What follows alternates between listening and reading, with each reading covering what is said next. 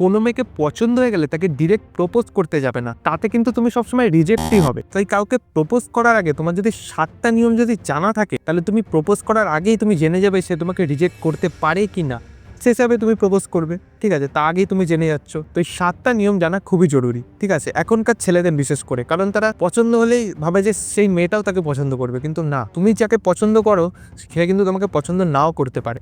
ঠিক আছে, তো এক একজনের চয়েস এক এক রকম। তো বিনা সময় নষ্ট না করে জেনে নিয়ে স্টেপগুলো কি কি। 1 নম্বর কি, ক্রিয়েট এ মিটিং সিচুয়েশন। অর্থাৎ তুমি হট করে তার সামনে গিয়ে বললে যে তোমার নাম কি, কোথায় থাকো, এসব কিন্তু বললে চলবে না। একটা সিচুয়েশন ক্রিয়েট করতে হবে তার সাথে কথা বলা। সেটা নানান দিক দিয়ে হতে পারে, সেটা তোমরা তোমাদের মাথা লাগাও, লাগিয়ে ভাবো যে কিভাবে তুমি সিচুয়েশন ক্রিয়েট করতে পারো। ঠিক আছে, তুমি একটা এক্সাম্পল হিসাবে বলে দিচ্ছি, হয়তো মেয়েটা এই কাজটা ভুল করছে, তুমি সেটাকে ঠিক বা তোমার যেটা ঠিক মনে হচ্ছে তুমি সেটা বললে, সেটাও একটা সিচুয়েশন হতে পারে। তারপর তুমি কনভারসেশন স্টার্ট করো, কিন্তু ফার্স্টেই যে গিয়ে যে হ্যালো আই এম এই সেই নিজের পরিচয় দেওয়া, নিজেকে জাহির করা আগের থেকে, সেটা কিন্তু করলে চলবে না। তাতে কিন্তু মেয়েরা কিন্তু খুবই চালাক, স্মার্ট, তারা কিন্তু বুঝে যাবে যে তুমি কি করছো, কারণ এখনকার ছেলেরা এইসবই করছে, তারা জানে। কি বললাম, ক্রিয়েট এ মিটিং সিচুয়েশন, অর্থাৎ একটা সিচুয়েশন ক্রিয়েট করতে হবে তার সাথে কথা বলা। সেটা কিন্তু নিজেও ক্রিয়েট হতে পারে, সেটা কিন্তু মেয়েটাও ক্রিয়েট করতে পারে, কিন্তু তোমাকে সবসময় সজাগ থাকতে হবে। ঠিক আছে, তো এবার জেনে নি 2 নম্বর স্টেপ কি, বি ফ্রেন্ড। অর্থাৎ এই যে কনভারসেশন স্টার্ট হয়ে গেল, তুমি হেল্প করছো, সে তোমাকে হেল্প করছে, এরকম ভাবে একটা কনভারসেশন স্টার্ট হয়ে গেছে, মানে একটা বন্ধুত্ব বলা চলে। তো একটা বন্ধুত্বপূর্ণ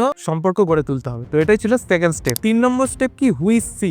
এবার ব্যাপার হলো, তুমি তো হয়ে গেলে তার বন্ধু, এবার তোমাকে জানতে হবে যে সে কে, মানে তাকে তোমাকে দেখতে হবে, তোমাকে পরখ করে দেখতে হবে সে কিরকম, তার চয়েস কিরকম। সেটা কিন্তু তোমাকে এই ফ্রেন্ড হওয়ার পরই তোমাকে দেখতে হবে সে কোনো রিলেশনে আছে কিনা। সে যদি কোনো রিলেশনে থেকে থাকে তাহলে তুমি সেখান থেকে বেরিয়ে যাও, আর এখানেই চ্যাপ্টার ক্লোজ। 3 নম্বর স্টেপই তোমার ক্লোজ হয়ে গেল, স্টেপ থেকে ক্লোজ। আর পরের স্টেপগুলো তোমার যাওয়ার দরকারই নেই। সেখানে যদি রিলেশনে থেকে থাকে, তাকে মানানো খুবই একটা কঠিন ব্যাপার হয়ে যাবে। ঠিক আছে, তো সেটা করে লাভ নেই, বেকার হার্ট ব্রেক করে লাভ নেই। সে যদি কোনো রিলেশনে না থেকে থাকে তো খুবই ভালো, যেটা বললাম যে তাকে তুমি দেখো যে সে কিরকম। তো এটাই কিন্তু অনেকে ভুল করে, সে মেয়েটাকে ভালোবেসে ফেলে কিন্তু পরে জানে যে ছেলেটার একটা বয়ফ্রেন্ড আছে, তো সেটা কিন্তু থাকলে চলবে না।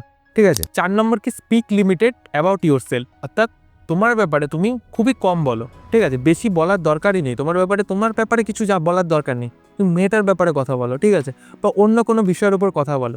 ঠিক আছে, তোমার যেটা ঠিক লাগে সেটার উপরে তুমি কথা বলো। মেয়েটার সাথে হ্যাঁতে হ্যাঁ মেলানোর কোনো দরকার নেই। ঠিক আছে, এখনকার ছেলেরা দেখেছি যে মেয়েদের হাতে হ্যাঁ মেলায়, কিন্তু সেটা করলে চলবে না। যেটা সত্যি বা যেটা ঠিক বলে মনে হয় সেটাই তোমাকে করতে হবে।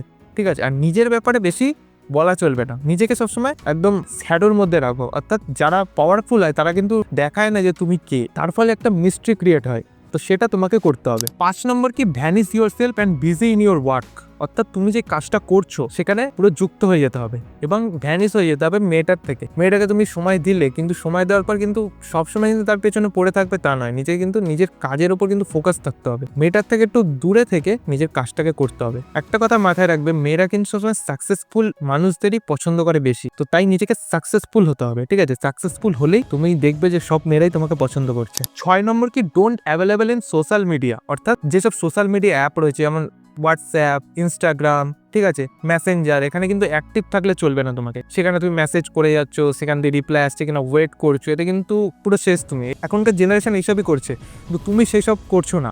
তুমি কি তোমার কেরিয়ারের উপর ফোকাস থাকছো, ঠিক আছে, থেকে নিজের কাজ করছো এবং ওইসব ফালতু জিনিস তুমি করছো না। এটা কিন্তু মেয়েটার মাথায় কিন্তু বা মেয়েটার মনে কিন্তু একটা দীর্ঘ সাড়া দেবে যে না, ছেলেটা কিন্তু জীবনে কিছু করতে চায়, ছেলেটা নিজের লাইফটাকে নিয়ে প্রচুর সিরিয়াস। ঠিক আছে, যেখানে অন্যান্য ছেলেরা এই মেয়েবাজিতে লেগে রয়েছে, সেখানে কিন্তু এই ছেলেটা কিন্তু নেই। তো তুমি কিন্তু সেই মেয়েটার চোখে একটু আলাদা রকমের হয়ে যাবে। তো সেটাই বলছি 6 নম্বর স্টেপে। এবার 7 নম্বর স্টেপ, অর্থাৎ লাস্ট স্টেপ কি, লাস্ট স্টেপ হলো তোমার কোনো কিছু করারই দরকার নেই। লাস্ট স্টেপ হলো এবার মেয়েটা করবে, এবার তোমার কোনো বলার দরকার নেই, তুমি তো হয়ে গেলে ভ্যানিশ, তুমি তো কাজ করে দিয়ে তুমি বেরিয়ে গেলে।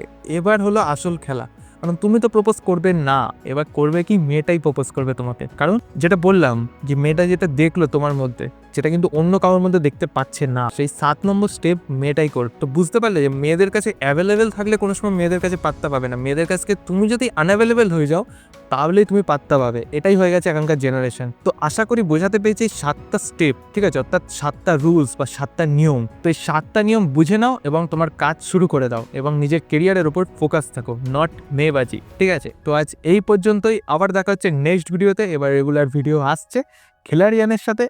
বাই।